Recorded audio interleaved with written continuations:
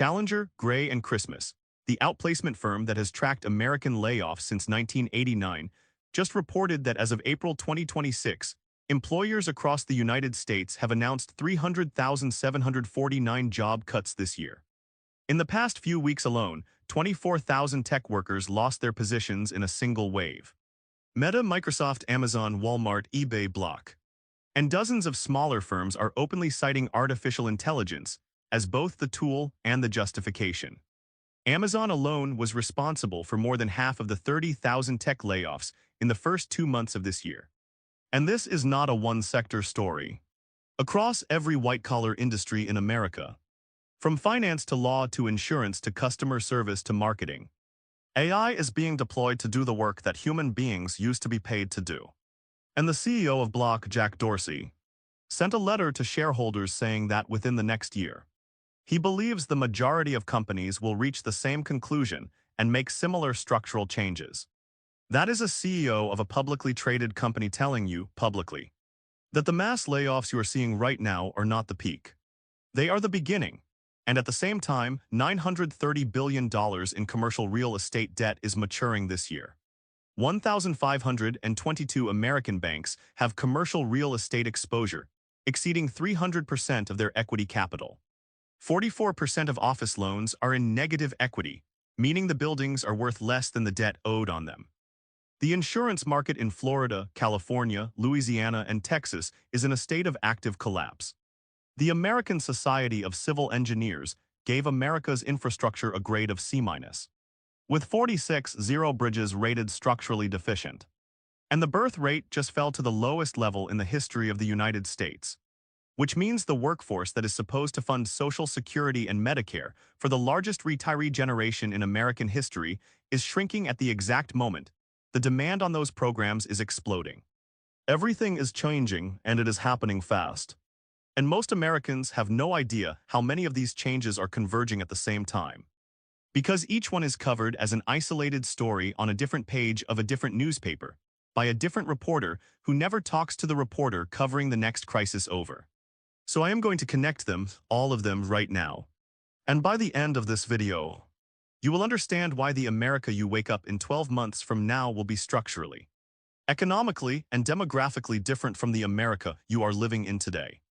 Artificial intelligence is eliminating white-collar jobs at a pace that no economist predicted 5 years ago.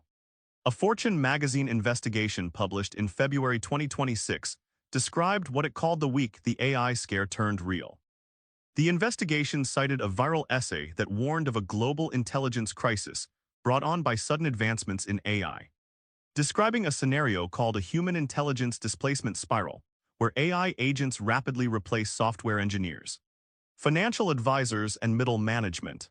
The essay introduced the concept of ghost GDP, economic output that benefits the owners of computing power, but never circulates through the human consumer economy.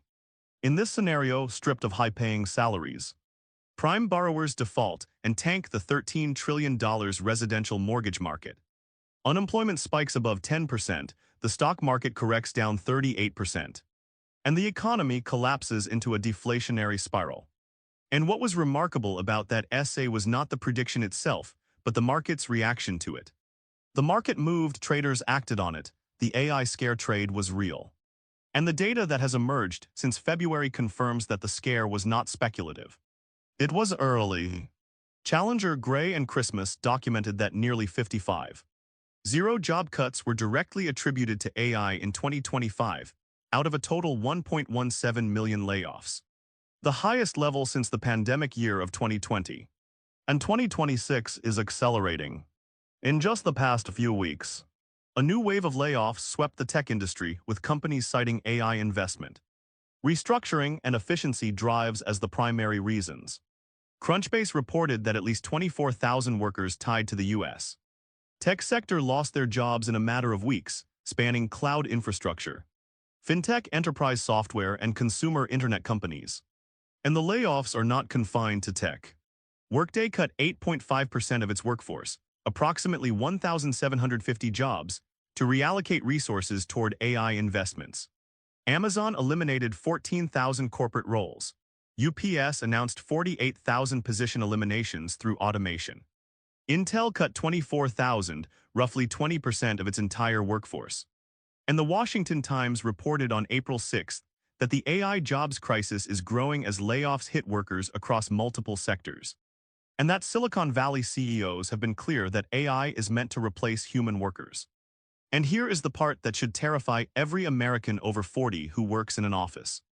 The Federal Reserve Bank of New York published a 2026 study showing that recent college graduates aged 22 to 27 saw an unemployment rate of 5.6%, compared to the overall rate of 4.2%. These are the people who were supposed to enter law firms, research organizations, tech companies, and public service agencies. Those are the same organizations that are adopting AI to do the cognitive tasks that college prepares young people to perform. If the entry-level jobs are being eliminated by AI, the pipeline that feeds mid-career and senior positions is being severed. And Forrester, the management consulting firm, projects that approximately 10.4 million roles will be affected by AI by 2030, representing about 6% of all jobs. But that 6% is concentrated in exactly the white-collar, knowledge economy positions that pay the mortgages, fund the 401k contributions, support the consumer spending, and generate the tax revenue that the entire American economic model depends on. A study on the effects of generative AI found that 80% of the U.S. workforce could have at least 10% of their tasks affected. And for approximately 19% of workers, at least half of their daily tasks could be disrupted. The most exposed roles include writers, public relations specialists, legal secretaries, mathematicians, and tax preparers. And unlike past automation, which primarily targeted blue-collar work, large language models are transforming higher-wage, highly educated professions across multiple sectors. The AI displacement is not coming from the factory floor. It is coming for the cubicle, the corner office, and the conference room. And the independent research firm Unicus forecast high unemployment and sticky inflation into the second half of 2026, predicting that companies will lean as much as they can, as fast as they can with AI. And that is going to cut a lot of jobs. And some companies in the process are going to completely stop existing as a going concern. $930 billion in commercial real estate debt is maturing this year, and the buildings are worth less than what is OWED on them. And the geographic concentration of these AI-driven layoffs is devastating specific metropolitan areas in ways that compound every other crisis described in this video.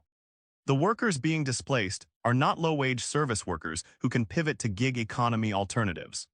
They are the $85, $0 to $150, zero per year knowledge workers whose salaries funded the mortgages on the homes that are now overvalued, whose spending supported the restaurants and retail shops that are now closing, whose tax payments funded the municipal services that are now being cut, and whose 401k contributions supported the stock market valuations that are now being questioned. When you eliminate a $120, zero software engineering position and replace it with an AI system that costs $20, zero per year in compute, you have removed $100, $0 from the consumer economy. Multiply that by tens of thousands of positions per quarter, and you are draining billions from the spending base of the American economy in real time. And the displaced workers are entering a job market where the average job search for a worker over 55 takes 50% longer than for younger workers, where 2/3 of older workers report experiencing age discrimination, where the jobs available pay 20 to 25% less than the jobs that were lost, and where the retraining timeline for AI-adjacent skills is measured in years that the household budget cannot afford to fund. Every month without equivalent employment is a month of depleted savings, lost 401k contributions, lost compound growth, and permanent damage to the retirement timeline that was already under stress from inflation, rising healthcare costs, and the Social Security Trust Fund crisis. According to MSCI, over $930 billion in commercial real estate loans will come due in 2026. That is more than triple the $300 billion that matured in the second half of 2025.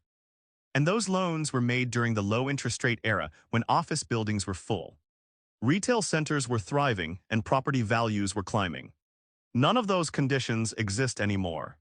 Office vacancy rates have been rising continuously since the pandemic as remote and hybrid work permanently reduced demand for office space. The National Bureau of Economic Research published a study showing that 14% of all CRE loans and 44% of office loans are in negative equity, meaning the building is worth less than the outstanding debt on it. 43% of all CRE loans and 64% of office loans face cash flow and refinancing challenges. And the banking system is directly exposed.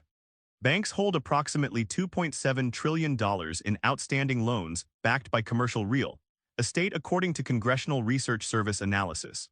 Among banks of any size, 522 out of 641 banks in the United States have total commercial real estate exposures exceeding 300% of their equity capital. 732 have exposures exceeding 400%. 320 have exposures exceeding 500%. And 113 have exposures exceeding 600%. Those are not small numbers.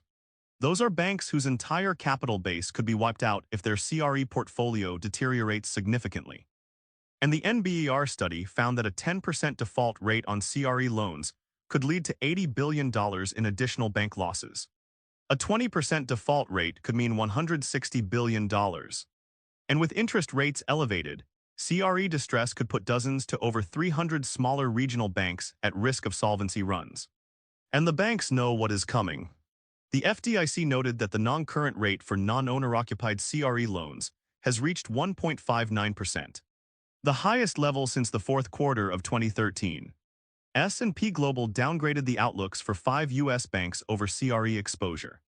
And banks are quietly dumping real estate loans, indicating that the extend and pretend strategy, where 41% of loans maturing in 2023 were simply modified or extended rather than resolved, is losing steam as defaults become inevitable. And here is the connection that nobody is making on television. The commercial real estate collapse and the AI layoff wave are feeding each other. AI is eliminating the white-collar workers who used to fill the office buildings. The empty office buildings are defaulting on loans held by regional banks. The regional banks are tightening lending to small and medium businesses to preserve capital. The small and medium businesses that cannot access credit are not hiring. The workers who are not being hired are not spending. And the reduced spending is weakening the consumer economy that was supposed to be the engine of growth. Each crisis accelerates the other. AI empties the offices. Empty offices bankrupt the landlords. Bankrupt landlords default at the banks. Stressed banks cut lending. Reduced lending kills small business hiring. Fewer hires mean fewer paychecks. Fewer paychecks mean less spending. Less spending means less revenue. Less revenue means more layoffs. And the cycle repeats. MSCI expects a surge in apartment foreclosures as 60% of loans originated in 2021 and 2022 mature this year. In Manhattan alone, the delinquency rate for loans on office buildings jumped more than 1.0% from January 2023 to January 2024. 1,000% in the financial capital of the world. And BRG analysis noted that this downturn is unfolding more slowly than the 2008 financial crisis. Not because it is less severe, but because lenders have been pulling the Band-Aid off slowly rather than ripping it off, extending and pretending for as long as possible. That strategy has simply delayed the reckoning. It has not prevented it. And 2026 is the year the reckoning arrives because $930 billion in debt cannot be extended any further. Concentrated job losses are fracturing entire state economies, and the pattern is structural, not cyclical. An analysis published by What Jobs documented that across 12 American states, the jobs disappearing in 2026 are not vanishing because demand collapsed. They are vanishing because the structures that created them are being permanently rewritten. California is losing tech workers because AI is writing the code. Michigan is losing auto workers because the EV transition has stalled between two eras. Maryland and Virginia are losing government employees because of the deliberate policy to shrink the federal workforce. Illinois is losing fiscal capacity because decades of pension mismanagement are reaching critical mass. New Jersey is losing pharmaceutical jobs as patent cliffs hit multiple companies simultaneously. Ohio is losing manufacturing jobs as tariffs collapse Chinese export sales for farmers by 74% in a single year, and the promised Intel chip fabrication plant has been delayed from 2025 to somewhere in the 2030s. The state senator from the district put it bluntly, "We are never getting the jobs we were promised." And Florida's unemployment vaulted from 3.4 to 4.3%, one of the steepest increases in the nation. While the insurance crisis compounds the economic damage with average homeowners insurance now running $5. $700 per year, $350 above the national average. And 78% of Floridians estimated to be underinsured. California alone absorbed 43% of all U.S. tech layoffs, with 175,761 announced job cuts. And the Yale Budget Lab projects that tariffs now in effect will leave American payrolls 1.3 million positions lighter by the end of 2026. That is on top of the AI layoffs, on top of the federal workforce reduction, on top of the commercial real estate contraction, and the pattern across all 12 states is the same. The jobs are not coming back. Because the conditions that created them, the pre-AI economy, the pre-remote work office market, the pre-tariff trade environment, the pre-EV automotive sector no longer exist. The jobs were products of a world that has already ended. And no amount of retraining, no amount of political rhetoric, and no amount of stimulus spending can recreate conditions that were specific to a technological and trade environment that has been permanently disrupted. Illinois has $218 billion in unfunded pension liabilities, and it is not the only state running out of money to pay retirees. Illinois carries over $218 billion in unfunded pension liabilities, the worst in America, spread across 677 government pension plans that average just 49 cents of funding for every dollar owed to current and future retirees. 49 cents. That means if every Illinois pension plan had to pay out every dollar it owes tomorrow, it would have less than half the money needed. And the state is not generating the economic growth required to close that gap because the jobs that produce the tax revenue that funds the pensions are disappearing. Capital One eliminated 392 positions in Riverwoods. Norvac cut 487. CVS Health's Oak Street division laid off 219. And those are just the named layoffs in a single state. The structural issue is that public pension plans across the country were designed for a world where the workforce grew, where tax revenue climbed steadily, and where investment returns averaged 7 to 8% annually. None of those assumptions hold anymore. The workforce is shrinking because the birth rate has fallen to its lowest level in American history. Tax revenue is volatile because the industries that generated it are being disrupted by AI, offshoring, and tariffs. And investment returns are uncertain because the stock market is exposed to AI bubble risk, geopolitical disruption from the Iran war, and the possibility of a recession that multiple institutions are now warning about. And Illinois is the worst, but it is not alone. Kentucky, New Jersey, Connecticut, and Pennsylvania all have pension funding ratios below 60%. These are states where the government has promised retirement benefits to teachers, firefighters, police officers, and state employees that it does not have the money to pay, and the retirees who depend on those pensions, many of whom are already over 55 and watching this video right now, are discovering that the retirement they were promised was funded on assumptions that no longer hold. And the political will to address the crisis does not exist because fixing pensions requires either raising taxes, which drives businesses and workers out of the state, cutting benefits, which is legally challenged and politically toxic, or borrowing more, which the rating agencies have already warned will trigger further credit downgrades. Homeowners insurance is becoming unavailable in STATES, where 80 million Americans live and the market is not coming back. Florida's average homeowners insurance premium is $5. $700 per year, $350 above the national average. And 78% of Floridians are estimated to be underinsured.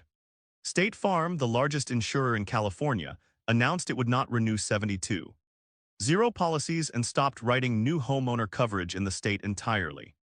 Allstate, Farmers, USAA, and multiple smaller carriers have either reduced their California exposure or exited entirely.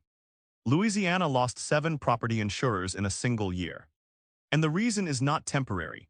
The reason is climate risk that actuarial models now show is permanently elevated. Insurer after insurer has looked at the wildfire risk in California, the hurricane risk in Florida and the Gulf Coast, the tornado and hail risk in the Midwest, and the flood risk across the Southeast, and concluded that the premiums required to cover the expected losses are higher than what homeowners can afford to pay. So the insurers leave. And when private insurers leave, homeowners are pushed into state-run insurers of last resort like Florida's Citizens Property Insurance Corporation and California's Fair Plan. Those state-run plans are not backed by the full resources of a profitable insurance company. They are backed by assessments on remaining policyholders and ultimately by taxpayers. And the premiums in the state plans are rising fast because the risk is not going away. It is getting worse. Every hurricane season, every wildfire season, every flood season adds data points that confirm the actuarial models that caused the private insurers to leave in the first place. And a home that cannot be insured at an affordable rate is a home that cannot be sold with a conventional mortgage. Because mortgage lenders require insurance, which means entire neighborhoods, entire zip codes, entire regions of the country are becoming effectively unmarketable. The value of homes in those areas is not declining because of supply and demand for housing. It is declining because the insurance market has declared them too risky to cover. And that declaration, once made, is extremely difficult to reverse because the physical conditions, the proximity to fire zones, floodplains, hurricane corridors, and tornado alleys, are not changing. They are intensifying, and the cascading effect of the insurance collapse on household wealth is staggering. For most American families, their home is their largest asset, often representing 60 to 70% of their total net worth. When the insurance market declares that home uninsurable at an affordable rate, the home's market value drops because the pool of potential buyers shrinks to cash purchasers who can self-insure. And the homeowner who bought that house with a mortgage at the peak of the market is now holding a depreciating asset with a fixed debt obligation. They owe more than the house is worth. They cannot sell without taking a loss. They cannot refinance because the appraisal reflects the insurance crisis. And they cannot afford the $5, $700 per year premium on top of the mortgage payment, the property tax, the utilities, the maintenance, and every other expense that has increased 30 to 80% in the past 5 years. The insurance crisis is creating a new category of American household that does not appear in any official poverty statistic. They own a home, they have a job, they have a bank account, and they are financially trapped in a property they cannot insure, cannot sell, and cannot afford, watching their largest asset depreciate while every other cost of living climbs. That is a new form of middle-class economic distress that has no historical precedent and no policy solution currently under discussion in any state legislature or in Congress. America's physical infrastructure is graded C- and 46. 0 bridges are rated structurally deficient while the money to fix them is being spent on war and tax cuts. The American Society of Civil Engineers issues a report card on the nation's infrastructure every 4 years. The most recent grade was C-, not for a single category, for the entire country. 46,000 bridges across the United States are rated structurally deficient. The average American bridge is 44 years old. The average American dam is 61 years old. There are more than 0 dams in the United States, and the Association of State Dam Safety Officials has warned that the number of high-hazard potential dams whose failure would cause loss of life, continues to grow while state dam safety budgets remain inadequate. The water infrastructure that delivers drinking water to 300 million Americans includes pipes that were installed in the 19th century. The American Water Works Association estimates that $1 trillion in investment is needed over the next 25 years just to maintain the existing water system. And the electrical grid is aging faster than it is being upgraded. The average American power transformer is over 40 years old and was designed for a load profile that does not include the data centers, electric vehicles, and heat pumps that are now being added to the system. The Federal Energy Regulatory Commission warned that losing just 9 of the 30 most critical transformers in the country could result in a coast-to-coast blackout. And the bipartisan infrastructure law that was passed in 2021 allocated approximately $1.2 trillion over 10 years. But that amount is a fraction of the estimated need. The ASCE estimates that the total infrastructure investment gap through 2029 exceeds $2.6 trillion. And the One Big Beautiful Bill Act that was passed in 2025 added $4.7 trillion to the national debt through tax cuts, while doing nothing to close the infrastructure gap. The bridges are deteriorating, the dams are aging, the water pipes are failing. The power grid is stressed. And the money that could have been invested in maintaining the physical systems that the American economy depends on has been allocated elsewhere. To wars that were never authorized by Congress. To tax reductions that primarily benefit higher-income households.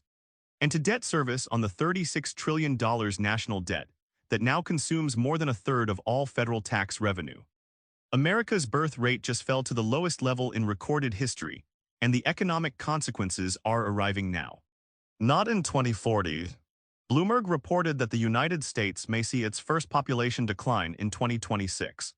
7 in 10 Americans in a 2025 poll said raising a child is unaffordable, up from 58% a year earlier. The cost of childcare exceeds the cost of college tuition in 38 states. And the birth rate, which has been falling for over a decade, has reached its lowest level since records began. And the economic consequences of a declining birth rate do not arrive 20 years from now, when the unborn children would have entered the workforce. They arrive now. Because the Social Security Trust Fund depends on current workers paying into the system to fund current retirees drawing from it. When the number of workers per retiree shrinks, the math breaks. In 1960, there were 5.1 workers per Social Security beneficiary. Today there are approximately 2.8, and the ratio is still falling. And every year that the birth rate stays below replacement level, the future worker-to-retiree ratio gets worse. Which means the trust fund depletion date moves closer. Which means the automatic benefit cut that comes when the fund is exhausted gets larger. Which means the retirement that every American over 55 is counting on is less secure than it was last year. And the birth rate decline is not just a Social Security problem. It is a housing demand problem. Because fewer young adults means fewer first-time homebuyers in 10 to 15 years. Which means the residential real estate market that represents the largest asset class in the American household portfolio will face structural demand decline. It is a consumer spending problem because fewer people means fewer customers. It is a military readiness problem because a smaller youth population means a smaller recruiting pool. It is a healthcare labor problem because the fastest growing segment of the population, seniors, requires the most healthcare, and the segment of the population that provides that care, young and mid-career workers, is shrinking. And it is an innovation problem because the new ideas, new businesses, and new technologies that drive economic growth disproportionately come from younger workers and entrepreneurs. And there are fewer of them every year. Maersk, which ships 14% of everything you buy, just said the Iran war is adding $500 million in monthly costs. The CEO of Maersk, the shipping company that moves approximately 14% of all globally traded goods, told Fortune that the Iran war is adding $500 million per month in costs that the company is trying not to pass down to customers. $500 million per month from a single shipping company. And Maersk is one of the largest and most efficient logistics companies on Earth. If Maersk is absorbing $500 million per month, the smaller carriers, the regional shippers, the freight forwarders, the trucking companies that handle the last mile of delivery do not have the balance sheet to absorb comparable cost increases. They are passing them through directly to the American consumer. Through higher prices on everything that arrives in a container, which is functionally everything. Your clothing, your electronics, your medications, your automotive parts.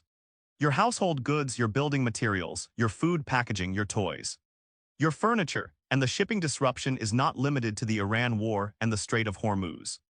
The Red Sea has been under threat from Houthi attacks since late 2023. The Panama Canal experienced severe drought-related transit restrictions in 2024 that still have not fully normalized. And the combination of these 3 shipping choke points being disrupted simultaneously has no precedent in the history of global trade. every major shipping lane that connects Asia, the Middle East, and Europe to the American consumer is currently operating under some form of disruption, restriction, or elevated risk premium. And the cost of that disruption is not visible on the evening news. It is visible on your Amazon order, your Walmart receipt, your Home Depot bill, and your pharmacy copay. Because every product that travels through a disrupted shipping lane arrives with a cost premium that did not exist 18 months ago. And that premium is now permanent because the risks that created it. The geopolitical instability, the climate disruption, the infrastructure aging, are not going away. The era of cheap global shipping that made consumer goods affordable for ordinary Americans is ending. And it is ending fast. Consumer sentiment is at the lowest level ever measured, and credit card delinquencies are at the highest in a decade. The University of Michigan Consumer Sentiment Index hit 47.6 in early April 2026. That is the lowest reading since the survey began in the 1950s. Lower than during any recession, lower than during any war. Lower than during any financial crisis, lower than during the pandemic. And the survey's director noted that the deterioration was across age, income, and political party affiliation. Nobody is exempt from the anxiety. And the anxiety is showing up in the financial behavior of American households in ways that the GDP number and the unemployment rate do not capture. McKinsey's Q4 2025 Consumer Pulse research showed that 29% of adults dipped into savings in the last 3 months, up from 26% in the prior quarter. 29% reduced their savings rate, 28% increased credit card usage. Credit card delinquency rates climbed to the highest in almost a decade, according to Bloomberg. Auto repossessions hit the highest level since the financial crisis. Student loan delinquencies are rising at a record pace. And buy now, pay later usage is climbing across every demographic, with a growing number of Americans using BNPL to pay for groceries. Not discretionary purchases, groceries, the basic necessities of survival. And the behavioral cascade is self-reinforcing. When savings are depleted, the next expense goes on a credit card. When credit cards are maxed, the next option is BNPL. When BNPL is exhausted, the next step is skipping meals, skipping medicine, skipping the doctor. 1 in 3 Americans skipped a meal in the past year due to cost, according to the Century Foundation, up from 1 in 4 just months earlier. 29% delayed or skipped medical care. 1 in 4 delayed purchasing prescribed medication. These are not statistics about poverty. These are statistics about the American middle class experiencing a cost of living that their income can no longer support. And the Federal Reserve cannot cut rates to provide relief, because the Iran war has pushed inflation back to 3.3% and rising. And they cannot raise rates to fight inflation, because the economy is already weakening and consumer sentiment is at a historic low. The Fed is paralyzed, the consumer is depleted, and the cost of living is still climbing. Ghost cities are forming inside American downtowns as remote work and AI permanently empty the office towers that funded the tax base. Walk through downtown San Francisco, downtown Chicago, downtown Houston, downtown Atlanta, downtown Philadelphia, or downtown St. Louis on a weekday afternoon and count the occupied floors in the office towers. The vacancy rate in major American downtowns exceeds 20% in many markets and approaches 30% in some. And the buildings that are empty are not just empty offices. They are empty tax revenue. Every square foot of vacant office space is a square foot that is not generating property tax revenue for the city. Every building that is reassessed downward because of vacancy reduces the tax base that funds police, fire, schools, infrastructure maintenance, and public transit. And the cities that are losing tax revenue from empty offices are the same cities that are facing rising costs for homelessness, public safety, and infrastructure repair. San Francisco's downtown office vacancy rate has remained above 35% since the pandemic. The city has lost billions in property tax revenue as building owners have sought reassessments reflecting the new reality. And the retail and restaurant businesses that depended on the foot traffic from those office workers, the lunch places, the coffee shops, the dry cleaners, the convenience stores, the bars, have closed or are struggling. The economic ecosystem of the American downtown, was built on the assumption that millions of white-collar workers would commute to a central business district 5 days a week, spend money at local businesses during the day, and generate property tax revenue through the value of the buildings they occupied. That assumption is over. Remote work killed it during the pandemic. AI is burying it now, and the tax base that funded urban services is shrinking while the demand for those services is growing. And there is no model for rebuilding the downtown economy that does not involve fundamentally rethinking what American cities are for. And that rethinking has not begun in any serious way, because the political leadership of most American cities is still operating on the assumption that the workers will come back. They are not coming back. The evidence is in the vacancy data. And the vacancy data is not improving, it is getting worse. And the fiscal consequences for American cities are arriving faster than the political class is willing to acknowledge. When a major office building in downtown Chicago is reassessed from $200 million to $60 million, which has happened to multiple properties in the past 2 years, the city loses the property tax revenue on the $140 million difference. That revenue funded teacher salaries, police pensions, fire department equipment, street maintenance, and transit operations. And the revenue loss is permanent because the building is not going to be reassessed upward unless office occupancy returns to pre-pandemic levels. And every commercial real estate analyst in America agrees that pre-pandemic occupancy is not coming back. The structural shift to remote and hybrid work is permanent. The acceleration of that shift by AI is permanent. And the cities that built their fiscal models on the assumption that downtown office towers would be full 5 days a week are now operating on a tax base that is 20 to 35% smaller than the one their budgets were designed for. And they cannot easily replace that revenue because the residents who fund residential property taxes are simultaneously being crushed by insurance increases, utility cost escalation, and healthcare inflation that is consuming every dollar of household budget flexibility. The city cannot raise residential property taxes without driving residents out. It cannot cut services without accelerating the urban decline that is already visible. And it cannot borrow more without triggering the credit downgrades that make future borrowing more expensive. The fiscal trap facing American cities in 2026 is the urban equivalent of the household budget crisis facing American families. Revenue is not keeping pace with costs, the gap is growing. And there is no painless path to close it. Rural hospitals are closing at the fastest rate in American history, and 65 million people live in medical deserts. Since 2010, more than 190 rural hospitals have either closed entirely or stopped offering inpatient services according to data tracked by the Chartis Center for Rural Health. And the pace of closures is accelerating, not decelerating. Rural hospitals are closing because the patient population in rural America is older, sicker, more dependent on Medicare and Medicaid reimbursement, and shrinking in number as young people migrate to urban areas for employment. The hospitals are caught between rising costs and declining revenue. Labor costs are climbing because nurses and physicians command higher salaries in urban settings and rural hospitals cannot compete.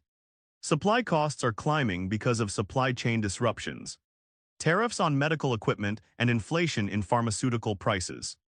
And reimbursement rates from Medicare and Medicaid, which together fund the majority of rural hospital patient visits, have not kept pace with the cost increases.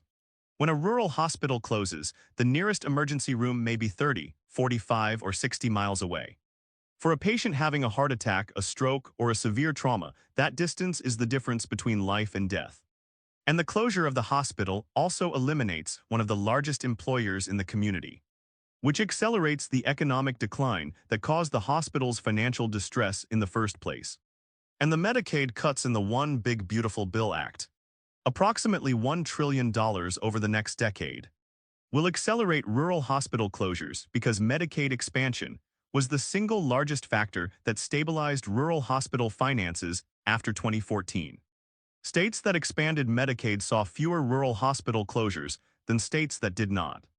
And now the work requirements, the 6-month redeterminations, and the funding cuts will reduce the Medicaid-covered patient population that rural hospitals depend on for revenue. Every patient who loses Medicaid coverage due to paperwork failure becomes an uninsured patient who either does not seek care which worsens health outcomes or seeks care and cannot pay, which worsens the hospital's financial position. The rural hospital crisis and the Medicaid crisis are feeding each other in the same way that the AI layoffs and the commercial real estate collapse are feeding each other. And the 65 million Americans who live in areas that the federal government classifies as health professional shortage areas are watching their access to basic medical care shrink, while the political system debates tax cuts and tariffs, and the military budget for a war that was never authorized by the people those hospitals serve. Share this video with every American you know, because the changes I have described in this video are not opinions. They are documented by Challenger Gray and Christmas. The National Bureau of Economic Research, MSCI, the Federal Reserve Bank of New York. The Congressional Research Service, the FDIC, S&P Global, Bloomberg, Fortune, CNBC. The Washington Times, the University of Michigan, McKinsey, the Century Foundation. The American Society of Civil Engineers, Maersk, the Yale Budget Lab, the IMF, FAU. And the GAO. The evidence is overwhelming, the convergence is unprecedented. And the speed at which these changes are compounding is faster than any single American can track without someone putting the pieces together in one place. That is what this video is, every piece, in one place, share it. Subscribe and turn on notifications.